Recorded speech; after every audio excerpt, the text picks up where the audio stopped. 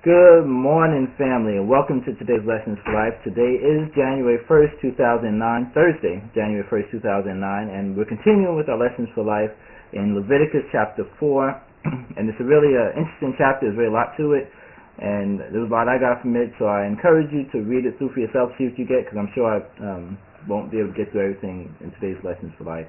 But even we were talking about yesterday, it continues on, and it's now talking about a different type of offering, a sin offering, and really what the people were supposed to bring as an atonement for their sins. And one of the first things I recognized in this chapter I saw at the beginning was that the sin was because of ignorance, as opposed to them, really like doing a premeditated, they know that they were going to be doing something wrong, and then they were now looking for forgiveness and bringing an offering for forgiveness that way. But when they were ignorant of something they're doing wrong and then realized afterwards, and now they need to bring an offering as an atonement for their sins.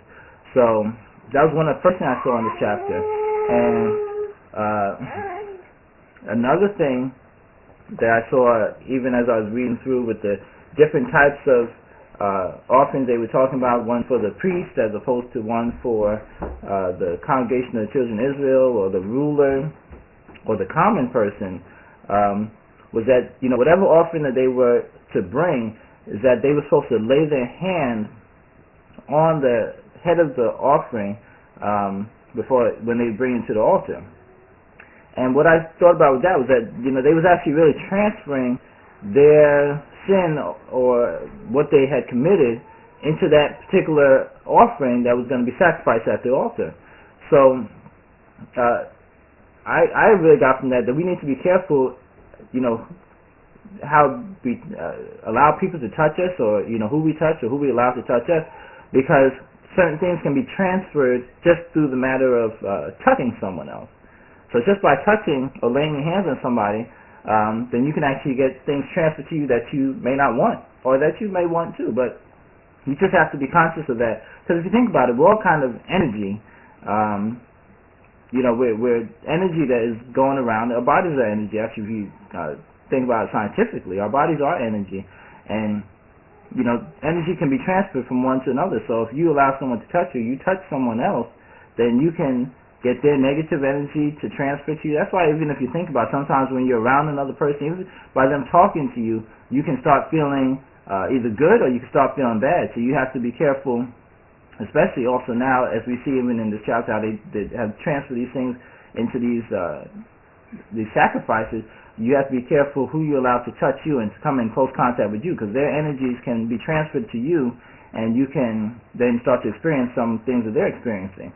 Which can be, like I said, it can go both ways. So it can be a negative or it can be a positive. You just need to be conscious of these things, just as we see in this chapter here, how they kind of transfer their sin into these different offerings that they're bringing to the altar.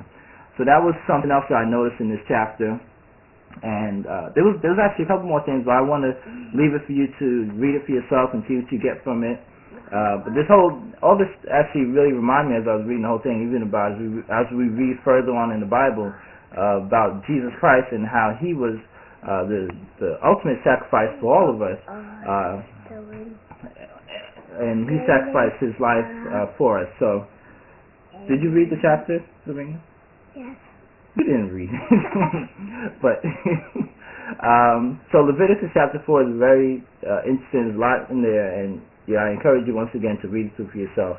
But that is today's Lessons for Life, Thursday, January 1st, 2009, and we will see you tomorrow. We'll continue tomorrow. Create yourself a wonderfully blessed day today. Start your new year off the right way. But create yourself a wonderfully blessed day today, and we will talk again. When are we going to talk again? Later. No, not later. Tomorrow.